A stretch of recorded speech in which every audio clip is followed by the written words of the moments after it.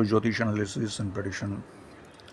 Once more, after a long gap of time, today I brought one very interesting video on upcoming West Bengal elections 2026, which will be held in April and its result will be declared on 4th May 2026. So it will be very interesting, and please keep watching till the end and don't skip anywhere. And please subscribe this channel so that you don't miss out any interesting video like this in future. So what will happen that day? Certain that day's nakshatra lord, when exactly the counting will start. Since then, throughout the day, Saturn's effect will remain.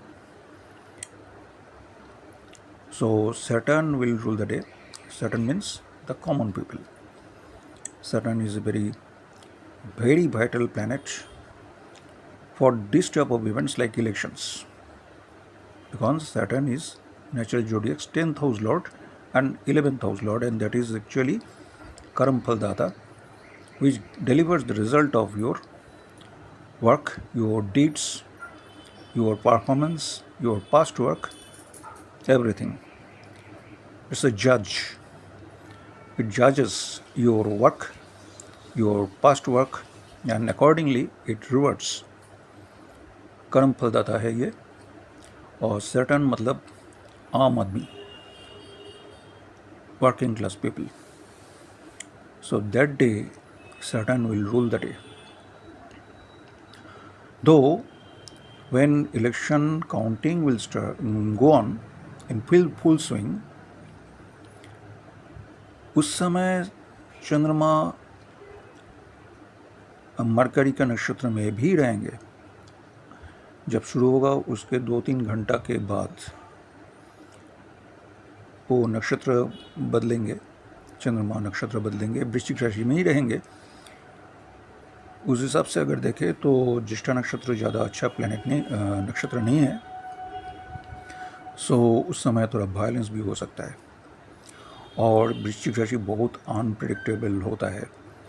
Very unpredictable, कुछ भी हो सकता है, नतीजा कुछ भी निकल सकता है. जो हम बोल रहे हैं उसका बिल्कुल अपोजिट निकल सकता है रिजल्ट. Very unpredictable. और उस समय चंद्रमा नेचुरल ज्योतिक का अष्टम भाव से जाएंगे, मतलब उस समय गोचर करेंगे अष्टम भाव से. जो काल पुरुष है उसके अष्टम भाव से गोचर करेंगे. इसका मतलब क्या है? एक ट्रांसफॉर्मेशन को दिखाता है, ट्रांसफॉर्मेशन को दिखाता है. ट्रांसफॉर्मेशन मतलब बदलाव, change. So change of what? May be change of something very vital that we easily understand what I mean to say. But now we have to be very technical. What is that? Since Chandrama will be in the first sign of the main opposition party, that is Scorpion sign, and its lord, that is Nakshatra lord, and also its lord, that is Mars. So Nakshatra lord will be Saturn and Mars is the Rashi lord.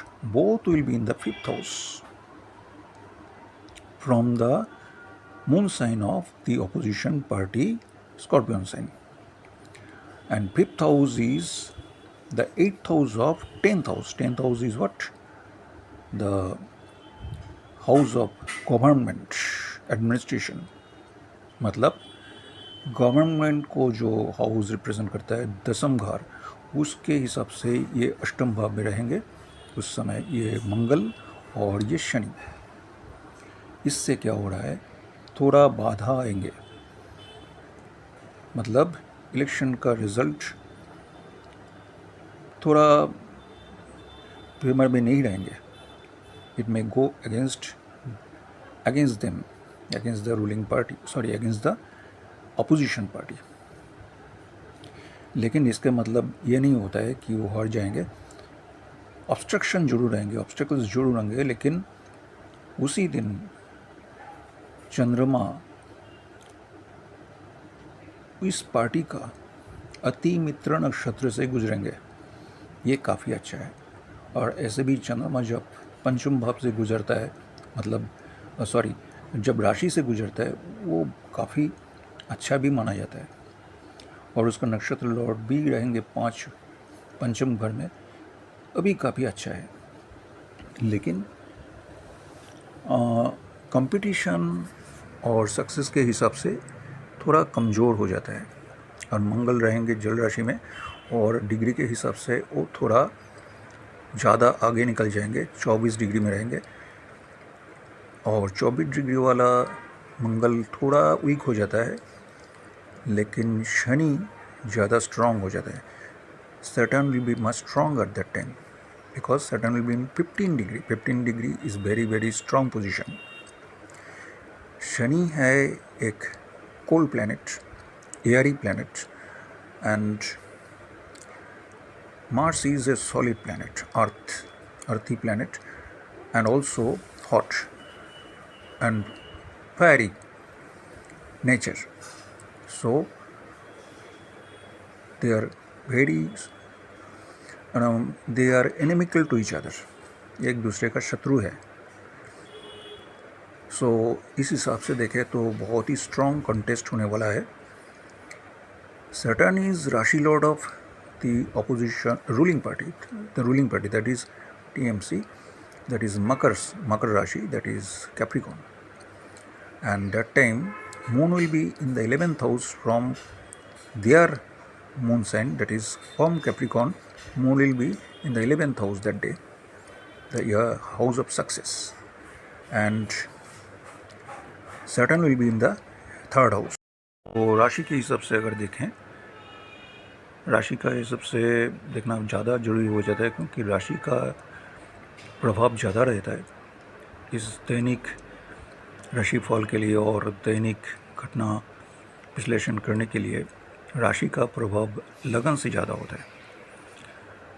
सो वृश्चिक राशि से हिसाब से तो थोड़ा कमज़ोर है शनि और मंगल का गोचर, लेकिन उस दिन का मकर राशि का हिसाब से ये गोचर बहुत ही बढ़िया निकल रहा है, क्योंकि उस दिन का चंद्रमा जन्म समय का चंद्रमा से रूलिंग पार्टी के हिसाब से एकादश भाव में गोचर करेगा। और उसका जो नक्षत्र लॉर्ड उस दिन 3rd हाउस में रहेंगे, राशि लॉर्ड भी 3rd हाउस में रहेंगे। इस हिसाब से उस दिन का राशि का लॉर्ड 3rd हाउस में रहेंगे और उस दिन का नक्षत्र लॉर्ड 3rd हाउस में रहेंगे। इस हिसाब से क्या होता है, 1, 3, 11 कॉम्बिनेशन बन रहा है।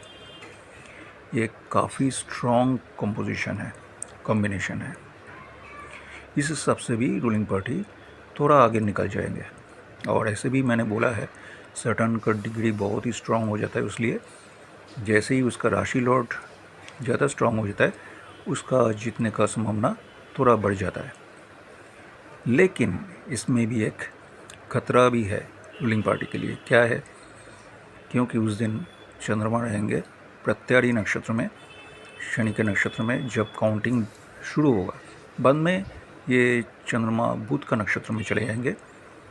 बुध का नक्षत्र ऐसे भी खूब अच्छा कुछ नहीं माना जाता है, लेकिन थोड़ा बेहतर होगा उस समय, क्योंकि वह साधक नक्षत्र में रहेंगे।